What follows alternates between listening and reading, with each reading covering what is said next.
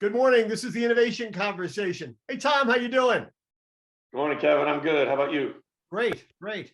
So you are just back from ShopTalk.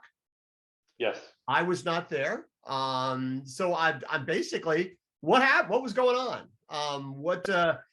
It's once again, it's nice to have conferences coming back. I'm sure you feel that way when you Yeah. go to these things. It was really nice to have conferences. I mean, it's funny, they'll say, like, let's meet up for a bite to eat and we'll have a meeting on whatever. And it's like, wow, we don't have to do this through a video screen. This is really cool.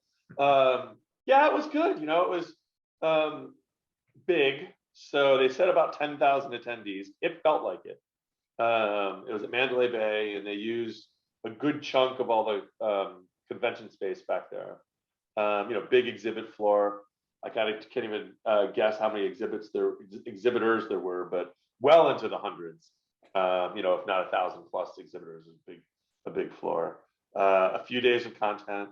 The content is always right on. I always think if you're to read the agenda of ShopTalk, right, and kind of track that over time, it really does a good job at capturing like the state of today, right? Like, and it's that right combination of big companies and kind of what they're doing leading in the space, innovation in a bunch of different areas, maybe marketing, supply chain, people, Right. and they do a good job. And the sessions are all not long, right? So I think the breakout sessions are generally panels. So you have a moderator and like 2 to 3 panelists. And those tend to run, I think 20 to 35 minutes. They're pretty short. And then the keynotes are generally one-on-one conversations between, a leading reporter and, often a C-level executive in one of these, either, tech innovators, e-commerce innovators, or traditional retailers or manufacturers. And those are good. So you get lots of bite-size, exposure to stuff. It does lack, and I don't want to say been frustrated by it, but I've always felt like I've been left wanting more, and that may be by design, but you never really get. I would say it's a mile wide and an inch deep. You don't quite get deep enough, but still, when you're hearing from the folks that are leading these transformations in the industry, you really can't beat it. And yeah, they just do a good job. They run a really good show. You shot me an email at one point where you said it was sort of a balance between real innovation, right, new stuff, evolving current models, so stuff that has existed for a while and yet but is moving into new iterations, and then navigating the realities of the space at this current point in growth. I found that kind of interesting, right? Because in some ways it feels like yeah, there is innovation out there around certain subjects, metaverse, alternative payments, stuff like that. But the bulk of what seems to be going on right now are companies who are expanding out from what they've traditionally done, new offerings, adjusting their business models, as opposed to the big splashy, oh my God, you've never seen this before kind of thing. Yeah. And I can't imagine we're actually running out of like cool new things to go find. But I think as you look back as e-commerce was kind of coming into its own, we're 20 years into that now, right? Or yeah, roughly 20 years into it. Lots of these innovations were kind of really new and disruptive and significant, and most companies have gone through much of that, and so they're in the e-commerce space now. They have apps, they're in mobile, they have different kind of payment platforms. And so they've covered a lot of the areas that were super innovative at the time, right? So you've done the innovating, you've gotten in, you've said, here's the mark we're going to make in this space. And then you go on to, okay, well, how are we going to deliver this, both to be super effective for our customers, sustainable for our team, and ultimately at some kind of profit.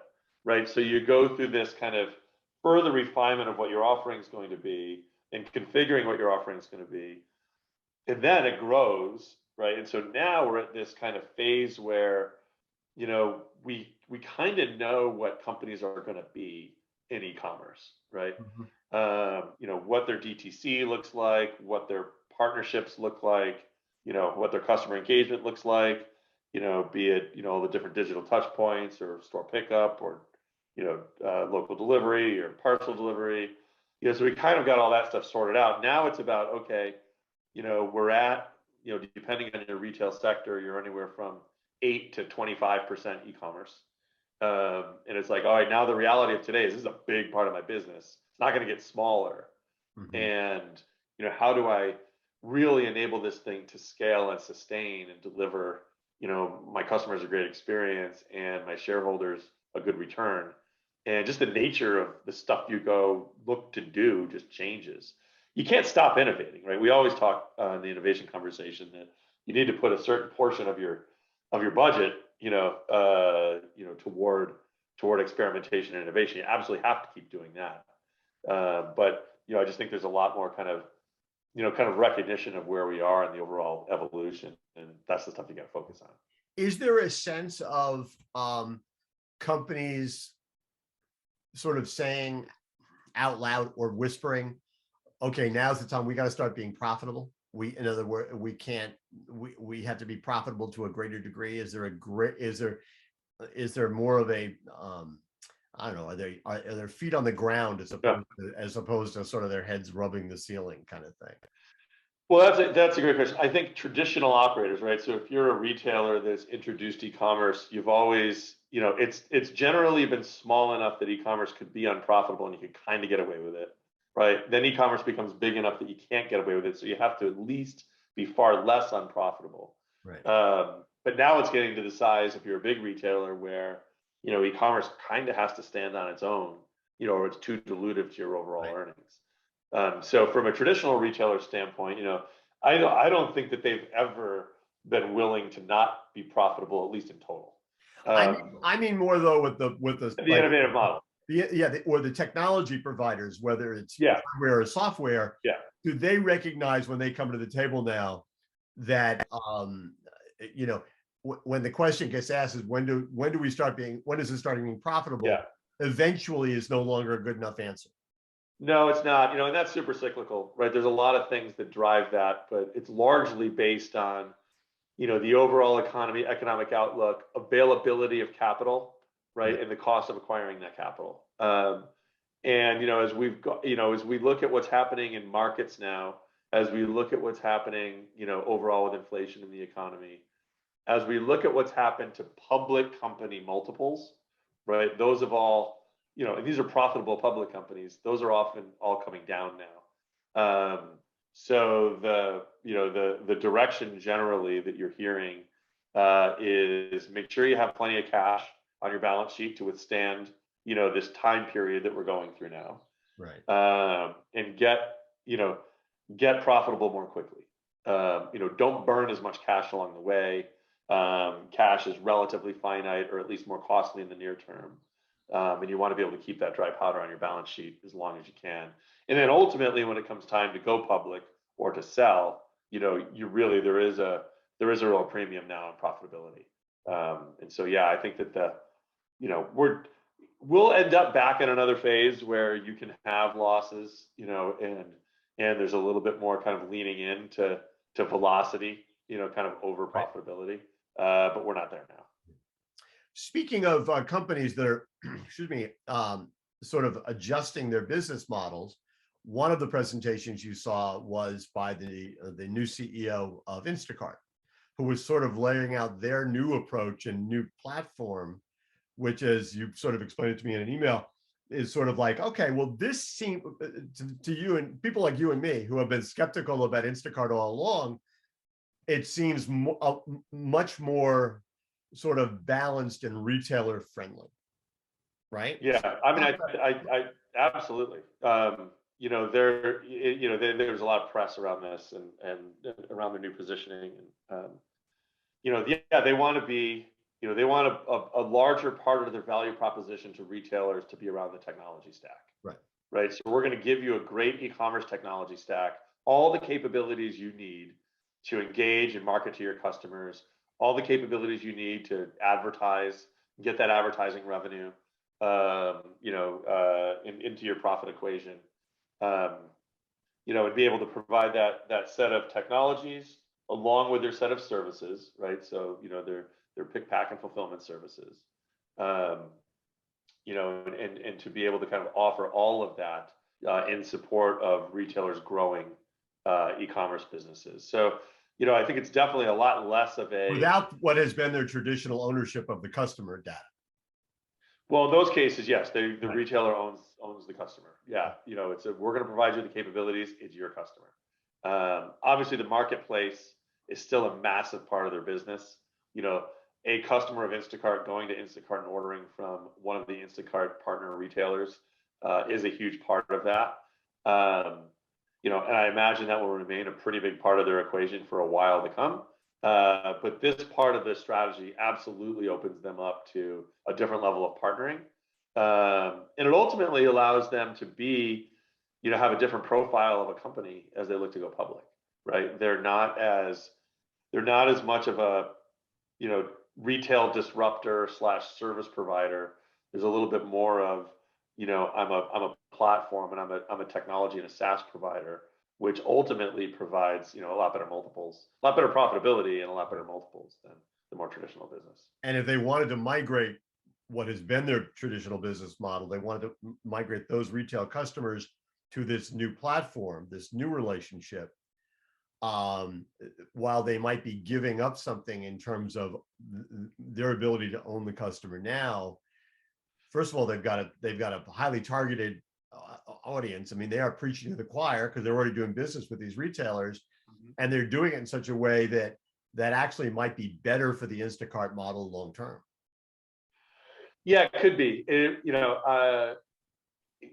really, it comes down to what is the value to them of these customers, right? And when you have that customer that is coming to you for the service that you are showing, the ads to, because their ad revenue is huge, growing fast, and driving much of their profit. Right. Can you maintain a lot of that value of that customer ownership? Right. In sharing the customer, the retail, I actually think you can, but you have to be pre-orchestrated. I think they would have to be pre-orchestrated in how they introduce that and roll that out, because from their own enterprise value, they wouldn't want to lose the value of those customer relationships. So maybe a shared customer scenario, that, or I don't know how valuable that would be, or even logistically how you would do that, but there's probably something there.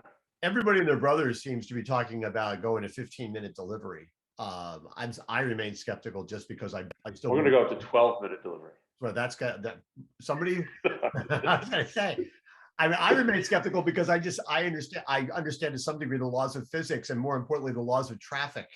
And so, but was there much discussion of this whole notion of rapid delivery? There was less than there was. At least to me, it seemed like there was significantly less than there was at Grocery Shop, which was 6 months prior. Right. You had all the new models kind of hitting their stride. You had, Instacart going into the space pretty aggressively in their partnership with Kroger. I think it was with Kroger. So there was a lot of talk of it then. GoPuff had just got a big round. Instacart has done it with a bunch of different companies. They have with a bunch of retailers. Yeah, but I think at the time Rodney was actually on stage talking about it. Right. At that time, he had some cool red sneakers on too. So I think there was more of it then, because there was just a lot of money that had just come into the space then. It was making a lot of news. It's kind of hot then. 6 months later, a couple of those guys have fizzled out. Valuations have dropped dramatically on a lot of those guys, just as a sign of the market, the current market condition. So there's a little bit less of that. There was as far as like the pure play fast deliverers. Right. Definitely still a bunch of discussion around it being an element of Instacart service. Lots of discussion around it being an element of Uber Eats, DoorDash. Services, so there was, I think it's definitely a retail service offering that will be here it's the immediacy play for e-commerce. It's going to exist, but I don't know if we know, who the actual players are that are going to win there. I think, the Uber Eats and the DoorDashes, the Instacarts that already have a big customer base, that have a big customer being shopper, have a big partner base being restaurants and stores, and has a big employee base of the personal shoppers, or whatever you'd call them, dashers, or whatever they are in their individual companies. They're in a good position to do well here because they already have that infrastructure in place, and this is putting more volume on top of that infrastructure. All right, let's do a lightning round real quick. 3 subjects that I'm just curious. Give me real quick reactions to what your sense of it was from ShopTalk. Metaverse. Yeah, metaverse got to be there. Companies Whatever there is. Yeah, I know. Yeah, you got to be, work with your agencies, innovate around it, stake your claim, start to build, however it is you build out there, start to be there. That was probably the biggest innovation that was discussed there, that, folks are feeling like, yeah, this is going to be a real thing. Alternative payments. Yeah, also big topic, whether it's, using Apple Pay was big there, Amazon Pay, big presence there. Services like Klarna, Firm Afterpay, some of the ones that, enable you to buy now, pay later. There was a lot of that, a little bit of crypto here and there, gotta have crypto thrown in there. So yeah, I think, retailers, omni-channel retailers do need to offer a range of these different types of payments because these platforms have lots of customers. Right. Yeah. And finally, something that you wrote me about called Recommerce, RE-commerce. Doesn't sound like it's something that would be applicable to food, but I can see the growth in other segments. Yeah. So, Recommerce is the idea. It's either secondhand stuff, right? So I've worn something and, it's back into the supply chain, secondhand, or, with the kind of the rental subscription models, like Rent the Runway or Armoire or one of those where you pay a monthly subscription fee. You get X amount of outfits out at any point in time, and then you can kind of swap those in and out. I think I saw something like, the secondhand and rental apparel is now about 4% of the apparel market, which is, as a percentage, feels like it's becoming a real thing. It's about $15 billion. So it'll be interesting to see that evolve. There's an ESG element of that, right? That you're not, ultimately throwing stuff into landfills and all that. That these things can have a longer term life of their own. So it'll be interesting. Yeah, a little bit tougher in food. There's definitely, we've seen food formats, right, where you might do close dated stuff and whatnot, but you're certainly not going to take your leftovers and sell them online. Okay, here's the thought though, because you can't do it with food, but how many people, for example, I wonder, okay, they're going to make a cake, but they only make I know where you're going. Only make 3 cakes a year, so they really don't need to own a stand-up mixer. But if you knew your supermarket had a half a dozen or a dozen stand-up, KitchenAid mixers, they would rent out to you. And by the way, if you're a good customer, you either get a discount or you get it free, right? If you're in the top 10% of customers or whatever. Yeah. And that would be that's a really interesting idea. There's kitchen equipment people don't necessarily need all the time. That's interesting. Yeah, you rent a carpet cleaner from your grocer. You can certainly rent. I'd have to look at the economics on that, right? But if a stand mixer is going to cost you $200, right? And you could rent it for 15 or 20 bucks. Yeah, it's still a great deal. Right. That's interesting. I thought you were going to go on like You only make a cake and you can only eat half of it.